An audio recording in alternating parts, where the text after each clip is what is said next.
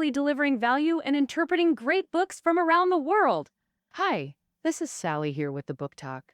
Today, I'm going to introduce this book titled The Legacy of the First Emperor. Oh, and it's the third volume in the Chuo Koren Shinsha's History of China series. The book has 9 chapters. The first 3 cover the Qin Empire's journey from rise to fall. Then, chapters 4 through 8 deal with the Han Dynasty's ups and downs. Yeah, this section really hones in on the Han Dynasty. Oh, the last chapter talks about how the first emperor's legacy was passed down and evolved, plus how it affected folks living in the Qin and Han times. So, through all 9 chapters, the author aims to bring us closer to a real, vivid picture of Qin and Han history. The book's written by Jing Ke, a well-known Japanese historian and professor at Tokyo's Gakushuen University. Jing Ke's a top expert on Qin and Han history. He's been to China loads, walked the same paths as the first emperor did on his tours, and even dug into the terracotta army research. Back in 2021 BC, Qin's king Ying Zheng did something huge. He conquered the 6 states and united China. Wow, that was the start of China's unified era. For over 2 millennia after that, dynasties came and went, but the centralized system set up by the first emperor, it stuck around as the core of Chinese history. But here's something you might not realize. Right after unification, the first emperor and his crew weren't ready to run things. Put simply, unifying the land was only step 1 of a huge journey. Where the Qin dynasty was headed, that was still up in the air. In the end, why did this unified system last so long? Well, it was crafted bit by bit through trial and error by the first emperor and later rulers. So today's book, The Legacy of the First Emperor, is going to take you through how this unified system started, grew, got set, and shaped history for 2 millennia. Okay, now let's dive into the book's details. The book covers 3 main things. 1, how the Qin and Han dynasties became solid, centralized powers. 2, what's the core of the first emperor's political legacy? And 3, how did all the changes in Qin and Han times impact regular folks back then? Okay, let's dive into part 1. The Qin and Han dynasty's path in exploring a centralized imperial system. Strictly speaking, before the first emperor unified China, there had never been a single empire in East Asia.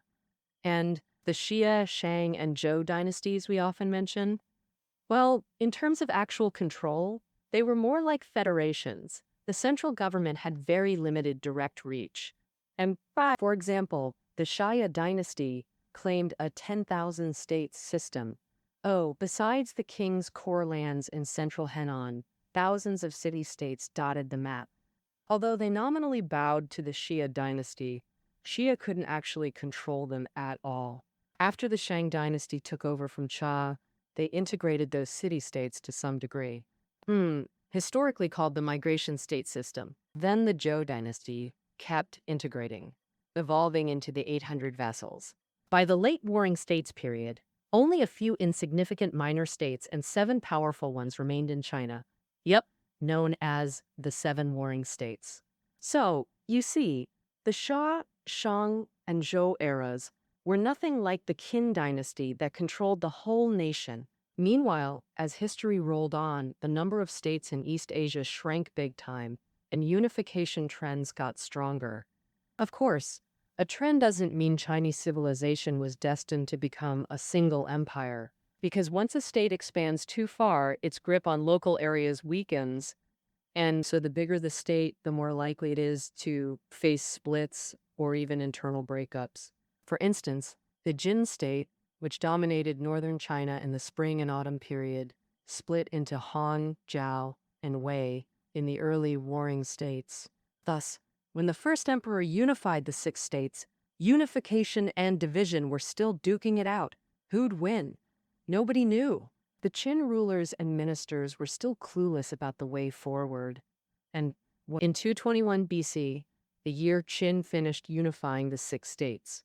That same year, a huge debate over the state system erupted inside Qin. At a court meeting in Xianyang Palace, Chancellor Wang suggested Qin copy the Zhou dynasty, Send royals to former states to watch over and scare old forces, solidifying rule. Because in Wanwan's eyes, pushing the same commandery county system as old Qin onto new areas was super tough. Originally, Qin was seen by the other 6 states as a tiger wolf nation, a barbaric power outside Huaxia's core. Even though Qin conquered the 6 states militarily, the newly conquered areas still saw Qin people as brutal invaders and didn't accept their new identity as Qin subjects. And plus, places like Qi and Chu were just too far from the Qin capital Xianyang. If trouble broke out, the central court couldn't effectively control them. Also, many local officials were scholars with no military background. They couldn't intimidate newly conquered areas, so pushing the commandery system risked rebellions. That's why Wang Wan proposed infeffing royals, a seemingly pragmatic solution. But adopting this would make Qin just an upgraded Zhou dynasty, still trapped in old governance models. Wang Wan's proposal was immediately opposed by the powerful minister Li Si. Li Si argued that while enfealment brought short-term stability, after a few generations, blood ties between lords and emperor would thin. Oh, if emperors weakened or lords grew strong, regions would challenge central authority and break away. The Zhou dynasty's collapse proved this perfectly. So Li Si insisted on implementing the commandery system nationwide, with centrally appointed officials governing regions. Long Wan and Li Si represented two classic choices. Either pick what's easy now but kicks problems down the road, or take risks now to solve issues, fail and get blamed, succeed and benefit posterity. We all know the first emperor was a far-sighted visionary. He didn't want temporary peace. He wanted eternal rule for his descendants. So ultimately, he sided with Li Si, implementing the commandery system nationwide. All his later policies essentially served this system, like building imperial highways. These chudao were wide roads for chariots, basically ancient highways. Highways, once built, travel across Qin became easy. Oh, if Qi or Chu rebelled, sending messages or troops would be way faster. Also, relocating nobles to Xianyang pulled them from their power bases, making rebellions much harder. Folks in the former 6 states had no leaders, so even if they wanted to cause trouble, they couldn't make a big splash. It really cut down on their urge to break away. Sadly, though, before these systems could really kick in and work well, the first emperor passed away. Now, the guy who took over Huhai Qin Ershi was clueless and weak, so the Qin dynasty faced a real backlash. Ex-nobles from the 6 states, think Shang Yu, Zhang Liang, common folks like Chen Sheng, Wu Guam, and even new officials like Lu Bang, all jumped into the anti-Qin fight. So, China's first big unified empire fell apart in mere decades. Funny enough, the Han dynasty, which went out in the Qin collapse mess, faced the same kind of arguments when it started up. Back in 22 BC, Lu Bang took down Shang Yu, his main rival, and brought China back together. Before Lu Bang unified everything, Xian Yu, the Western Chu overlord, was top dog for a while. He brought back some of the old Zhou ways, like handing out fiefs. So, after Han started, there was a big tug of war over sticking with Qin's ways or going with Zhou and Western Chu systems. Han didn't hash it out in court like Qin did, but the author figures their capital city debate was really just the Qin argument all over again. When talking capital, most of Louis Bang's crew backed Luoyang, because a lot of his top guys were from his hometown. Pei counties in modern Jiangsu, northwest of Suzhou. Picking Luoyang meant it was nearer to their home turf Pei. For folks back then who hated leaving home, this was tempting.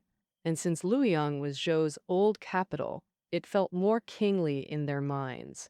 But then this guy Lu Jing, an advisor, spoke up against it. He claimed that once Zhou shifted to Luoyang, it started going downhill. Why? Because Luoyang's spot was bad for a capital. All flat land, no real forts or barriers. That let the Zhou king's lands get eaten up by lords, till he was just a paper ruler. On the flip side, Guangzhou in central Shanxi has killer geography. Tough passes all around, easy to hold, hard to crack.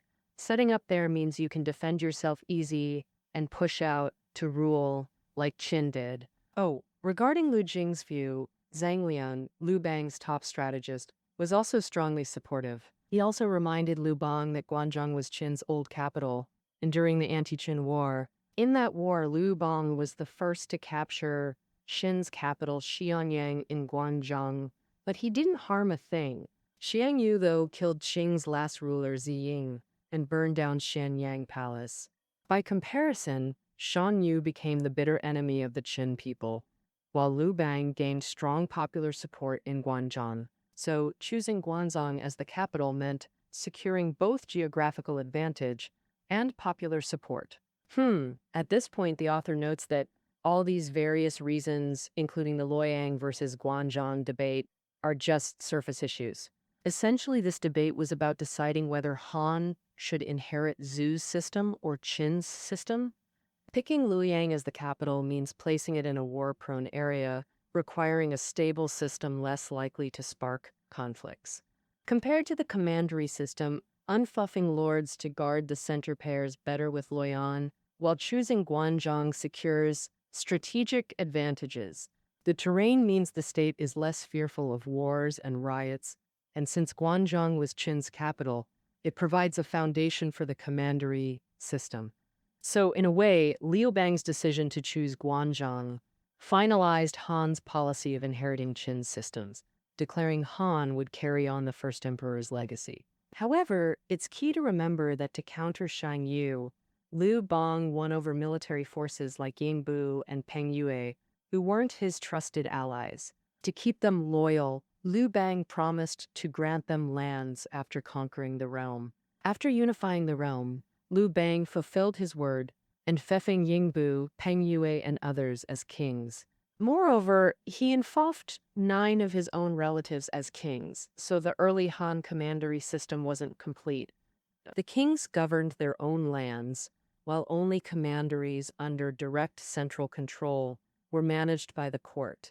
To be precise, the early Han dynasty was a half-enfeoffment, half-commanderies state. By Emperor Wen's reign, the third Han emperor, as Li Si and Lu Jing had foreseen, the king's power began to grow. After that, it took decades for Emperor Wen, Emperor Jing, and Emperor Wu to fully subdue the regional lords, letting the state shift to a commandery-dominated system. So to speak, the unified national system was truly established after nearly a century of exploration, twists, and turns from the first emperor to Emperor Wu of Han. Having covered the establishment and consolidation of the centralized system, now let's talk about what other legacies the first emperor left and what their essence is. This is also the second part we'll cover today. From the first part's interpretation, listeners might think that the author's so-called legacy of the first emperor is the centralized system established by Qin Shi Huang, along with supporting infrastructures like the Great Wall, cities, and imperial highways. But the author of this book points out that these are merely superficial. The essence of the first emperor's legacy is an ideology, a domestication of the people's minds. Starting from the first emperor's domestication, the people developed a sense of identification with the unified dynasty, what history books often call the world view. As the founder of the unified empire in Chinese history, Qin Shi Huang broke historical inertia, but human hearts have their own inertia. Thus, this move by Qin Shi Huang not only offended the former nobles of the 6 states, but also made intellectuals and common people accustomed to the old system feel uncomfortable. And this discomfort, once incited, could turn into hatred or even rebellion. To suppress the people's mental inertia and consolidate Qin dynasty's rule, Qin Shi Huang took a series of measures to reinforce the concept that all under heaven is the king's land. For example, the famous book-burning event aimed to destroy the histories of the 6 states, eliminate any historical accounts unfavorable to Qin rule, establish a unilinear succession model of Xia, Shang, Zhao, Qin, create the illusion that all political forces under heaven had submitted to these 3 dynasties in sequence, making people feel it was reasonable to continue submitting to Qin's unified rule. Also, the concept of emperor was created by Qin Shi Huang by taking one character each from 3 sovereigns and 5 emperors. Imperial highways. And wherever Qin Shi Huang went, he left numerous stone inscriptions praising his merits in unifying the realm. Back then, there were no airplanes, high-speed trains, and even roads weren't very smooth. Going on tours wasn't a desirable government-funded trip, but a very arduous task. The reason Qin Shi Huang undertook 6 large-scale tours tirelessly was, first, to suppress and intimidate the old forces of the 6 states. Second, it was to constantly reinforce in people's minds the impression that Qin's unification was praiseworthy and in accordance with heaven, thereby stabilizing Qin's rule. Unfortunately, before these measures could deeply influence people's minds, Qin Shi Huang died. After that, the Qin dynasty collapsed, and the Han dynasty, which inherited Qin's systems, continued to consolidate and develop, moving forward on the path of the world view. Unlike Qin Shi Huang's book-burning approach, the Han dynasty began reorganizing and revising pre-Qin era texts. But the author of this book points out that burning books and revising books are essentially the same. Both aim to solidify the rule of the unified dynasty. Although Han's book revision claimed to organize pre-Qin texts, in reality, texts that didn't help consolidate unity were marginalized or excluded. For example, before Emperor Wu of Han, Hong Lao thought was very popular. Hong Lao thought combines Hongdi's teachings and Laozi's teachings, and it's a major branch of Taoism. Lu An, the king of Huainan and uncle of Emperor Wu of Han, even oversaw the compilation of a major work promoting Hong Lao thought, historically called Huananzi. But in 122 BC, Lu An, king of Huainan, was forced to commit suicide after being accused of plotting a rebellion. As a result, the work on Huainanzi stopped, and with Emperor Wu's promotion of Confucianism, Huainanzi was excluded from mainstream academia. Conversely, texts that helped strengthen the concept of unification and cultivate the worldview became the focus of compilation and interpretation. Of course, this interpretation includes deliberate distortions, like with one of Confucianism's most valued texts. The original meaning of the Gringyang commentary on the Spring and Autumn Annals emphasized that politicians have the duty to rectify chaos and should strive to restore the Son of Heaven's position as the ruler under heaven. However, Han Dynasty scholars twisted the original meaning to, under the whole heaven, everything is governed by the emperor alone. Later, with Emperor Wu's promotion of Confucianism, early Confucian texts like the Spring and Autumn Annals and Beyond Commentary were reinterpreted to become the ideological foundation for the unified dynasty. In some language, with Confucianism gaining influence, Confucian intellectuals rose to prominence. As the state bureaucracy gradually became Confucianized, the concept of unification took root in people's minds and became mainstream thought. Since the unified worldview emphasizes that all under heaven is the king's land, does that mean in Chinese people's minds the world is truly boundless? And then the facts are not so. Actually, rulers during the Qin and Han periods realized early on that there's a big gap between ideology and reality, so their political decisions also had a pragmatic side. And, simply put, during the Qin and Han periods, the scope of all under heaven was basically set by the first emperor's rule. Beyond that, rulers just pretended not to see it.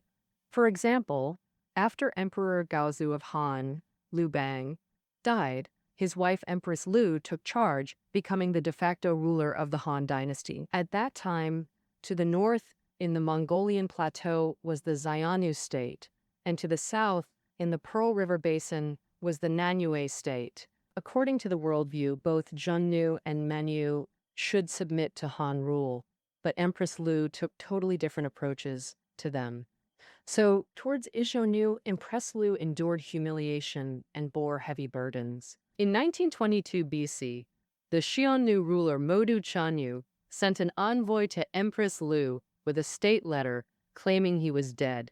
And since she had no husband, if they got together, wouldn't it meet each other's needs? Empress Lu read it and was furious.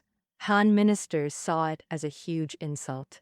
But she held back, replied humbly and tactfully, rejected the proposal, and sent a princess to marry for peace with Xiannu. Meanwhile, she kept military pressure on Nanye, even sending troops to attack this neighbor. Why such a big difference in her attitude? First, it's about the strength of national power. Xiannu was at its military peak, way stronger than Han, while Nanyu was weaker in both military and overall power, so it might have become her punching bag. But from the worldview angle, this difference comes from how Empress Lu defined all under heaven. The Pearl River Basin, where Nanyu is, was conquered early in Qin Shi Huang's time and put into the Qing commandery system. And Nanye's ruler, Zhao Tuo, was originally a Qin general sent to guard the south. After Qin fell, Zhao Tuo cut ties with the Central Plains, declared himself king, and started Nanyu. So, to Empress Lu, Nanye was part of all under heaven. Not conquering it meant incompleteness and weakened Han authority. In contrast, after unifying the 6 states, Qin Shi Huang only sent General Meng Tian to push Xiannu out of today's Hetao region in Inner Mongolia. Then he built the Great Wall to keep Xiannu out of Huaxia civilization. North of it wasn't part of all under heaven. That's why Empress Lu was so aggressive toward Nanye, but pursued peace with Xiannu, showing the gap between ideology and reality. Now, let's see how Qin Han rulers justified this awkward gap. Oh, this brings us to a state ritual established by Qin Shi Huang, the Fengshan ceremony on Mount Tai. So-called Fengshan means climbing Mount Tai to worship heaven and earth. Qin Shi Huang didn't invent this. Before him, legendary sage kings performed Fengshan, but historically verified ceremonies, only 6 emperors did it on Mount Tai, except the last, Song Zhenzong, who's suspected of faking it. The other 5, Qin Shi Huang, Han Wu, Han Guangwu, Tang Gaozong, Tang Xuanzong, all had major military feats. Over time, Fengshan became a VIP ritual where great emperors announced achievements. Average rulers just weren't qualified. But the author argues Fengshan was actually a compromise between the worldview ideal and reality. Look at Mount Tai's geography and terrain. Ancient emperors chose it for deep symbolic reasons. Compared to the other 4 sacred mountains, Tai has 2 unique traits. First, its elevation isn't high, just over 1,500 meters. That's unremarkable among the 5 peaks, but surrounded by Shandong's low hills, oh, it dominates like seeing all small mountains below. Pure majesty. So Fengshan here visually creates the emperor's divine supremacy. Second, Tai is the closest sacred mountain to the sea. In ancient times, heading east from Tai led straight to the vast ocean, feeling like the world's end. This symbolized the emperor conquering all lands, unlike other peaks. Take northern Hang Mountain. Beyond it lay Mongol plains where nomadic tribes rose endlessly. These tribes not only defied imperial rule, but dared to threaten emperors militarily. Imagine an emperor standing on southern Hang Mountain declaring world dominion. You'd feel pretty shaky, right? In summary, Fengshan on Tai better sells the all land belongs to the emperor idea, propping up the worldview. So, since Qin Shi Huang, the Fengshan ceremony on Mount Tai became a tradition, and Tai also turned into a key symbol of Chinese culture. In the final part, we shift focus from the center to local areas to see how the first emperor's legacy affected ordinary people back then. The author notes that while the centralized system and worldview set by Qin and Han empires served as a model for later dynasties, during their own time, control over local areas was actually quite weak. First, power-wise, commoner society in Qin Han times wasn't controlled by centrally appointed officials, but by local strongmen. Qin Han laws required centrally appointed local officials, like governors and county magistrates, to avoid serving in their hometowns. This prevented them from colluding with relatives, undermining fairness, or becoming local despots. But the author points out that by the Eastern Han period, the entire bureaucracy had only 150,000 people. Meanwhile, China's population had reached about 40 million. Facing such a huge populace with such a tiny bureaucracy, plus officials being newcomers unfamiliar with their regions, how could they govern effectively? To govern better, local officials had to cooperate with local strongmen. These strongmen were influential landlords who united clans through blood ties, amassed wealth from farming and trade, and shared some with poor locals. Over time, they rallied same surname clans, and weaker families in their hometowns attached themselves to them. By Emperor Wu's reign, the recommendation system rose. Central government relied on officials to suggest candidates. Officials started recommending each other's relatives, forming alliances, political cliques at court, friendly strongmen locally. Centrally appointed officials couldn't challenge them, so they cooperated. By Eastern Han, as central power declined, local strongmen grew so powerful that many officials went from cooperating to becoming their puppets. In the book, the author mentions a 1973 discovery in Yanxi, Henan, an Eastern Han stone covenant inscription. It describes a grassroots group called Dan, whose leaders usually came from powerful local clans. The inscription details how land and wealth were used and distributed. Notably, this had little to do with taxes or labor duties. It was a folk agreement formed outside state law. This again shows how limited Qin Han officials' influence was. Strongmen truly ran grassroots society. Local society was like jumping from wolves to tigers, snatched from nobles but handed to strongmen, not the central court. Ideologically, state-backed Confucianism failed to reach commoners. Taoism dominated people's hearts instead. In Midwestern Han, Emperor Wu dismissed all schools but Confucianism, linking it to government jobs, kind of civil exams ancestor. After this, bureaucrats turned Confucian, and strong men loved it too. Its family over self creed helped unite clans and expand their power. Thus, by Eastern Han, Confucianism ruled from court to local elites, but Confucianism focused on moral teaching, not worship. Mastering it required studying the 5 classics, like poetry, documents, and rites, plus dense commentaries. Oh, the classics were tough. Understanding them needed supplementary texts. Like the Jiangong and Guliang commentaries on spring and autumn annals. But printing hadn't been invented yet, books were scarce, literacy pitifully low, and true Confucian scholars, very few. So Confucianism only reached intellectuals, leaving ordinary folks untouched. By Eastern Han, Taoism filled this void at the bottom. Unlike Confucianism's family over nation or self, Taoism promised healing and longevity. Practitioners with medical or shamanic skills roamed villages, building early Taoist groups. Oh, in the late Eastern Han, a Taoist sect called Taiping Tao emerged. Its founder Zhang Zhao rallied with the cry, "The blue heaven is dead, the yellow heaven shall rise," urging followers to topple the rotten Eastern Han dynasty. Yeah, this is where the famous Yellow Turban Rebellion began.